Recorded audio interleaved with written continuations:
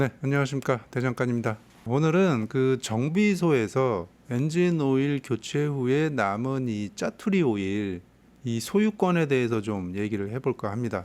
자가 정비하시는 분들은 당연히 그냥 본인이 보관해서 다음에 재사용을 하면 되는데, 문제는 정비소에서 엔진 오일을 교체하신 분들, 이런 분들은 짜투리 오일을 어떻게 해야 되나, 어떤 분이 댓글로 질문을 주셨어요. 별거 아닌 것 같은데, 요거는 좀 컨텐츠로 좀 다뤄야 되겠다 생각해서 이 영상을 이제 만들게 된 거예요. 포르자 350을 타는 유저인데, 오일 교체 후에 남은 0.5리터 달라고 하면 주는지, 그 다음에 요거를 다음에 들고 가서 넣어달라고 해도 되는지, 이렇게 이제 질문을 주셨는데, 정비소에서 엔진오일 교체하시는 분들은 이런 고민을 분명히 할 것 같더라고요. 그래서 이 남은 오일의 소유권이 누구에게 있냐, 센터에 있냐, 소비자에 있냐, 요걸 좀 한번 알아보려고 합니다. 용량 4리터짜리 엔진 오일인데 3.5를 사용하고 0.5가 남은 경우, 용량 1리터짜리인데 0.8을 사용하고 0.2가 남은 경우, 그럼 이 0.5와 0.2는 어떻게 되느냐 이거예요. 자, 하나씩 따져볼게요. 그 엔진 오일을 교체할 때 총 비용은 엔진 오일 값이랑 공인비 이 두 가지가 합산된 금액이 이제 청구가 되는데, 공인비는 패스하고 이 오일 값을 계산을 할 때 이런 경우가 있어요. 사용된 양으로 계산하는 데가 있어요.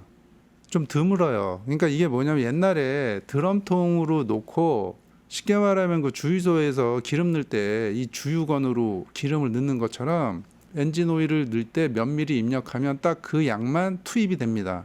이렇게 그 숫자 입력해서 오일을 투입하는 경우는 짜투리 오일 자체가 남을 수가 없잖아요. 그러니까 사용된 양으로 계산하는 거니까 이런 거는 해당 사항이 없는 거예요.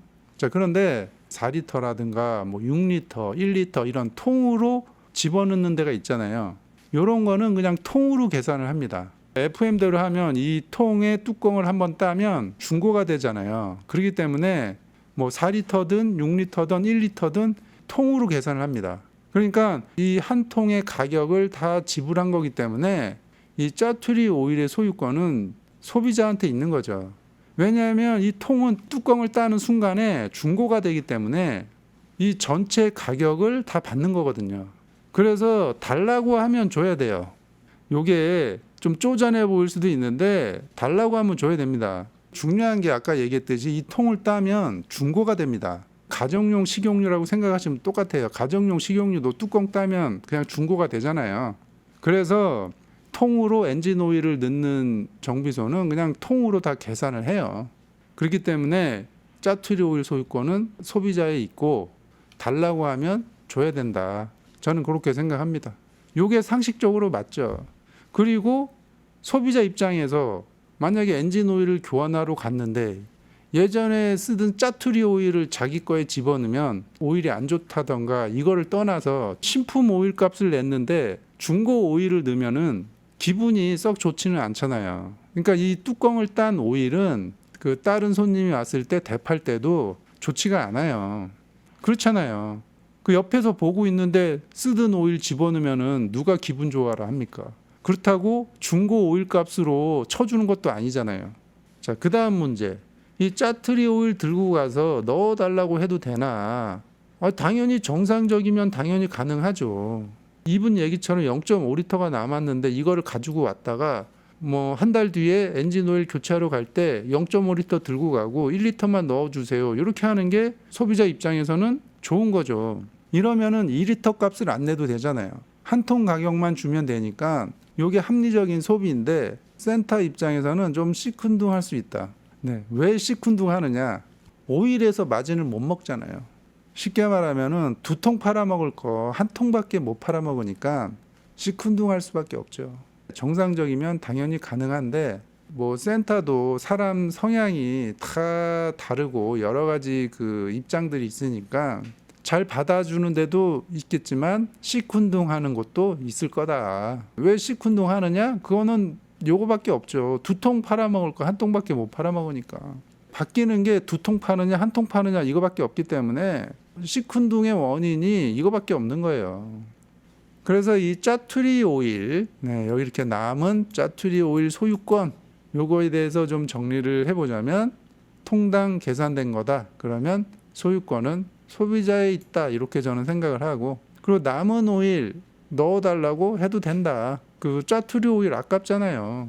정비소에 들고 가서 이 오일 넣어주세요 해도 된다.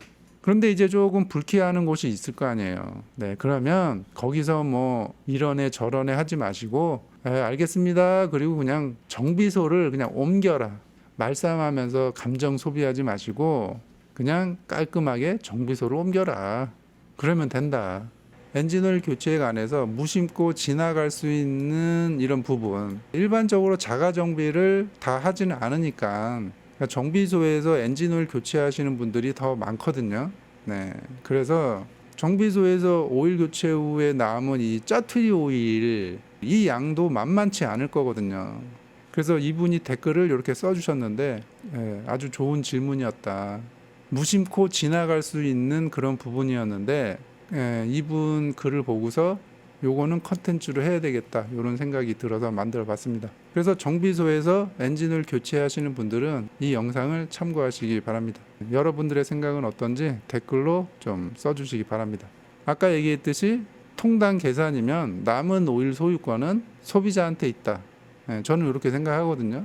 다른 의견도 있을 수 있으니까 뭐 댓글로 한번 써주시기 바랍니다. 오늘은 여기까지 하겠습니다.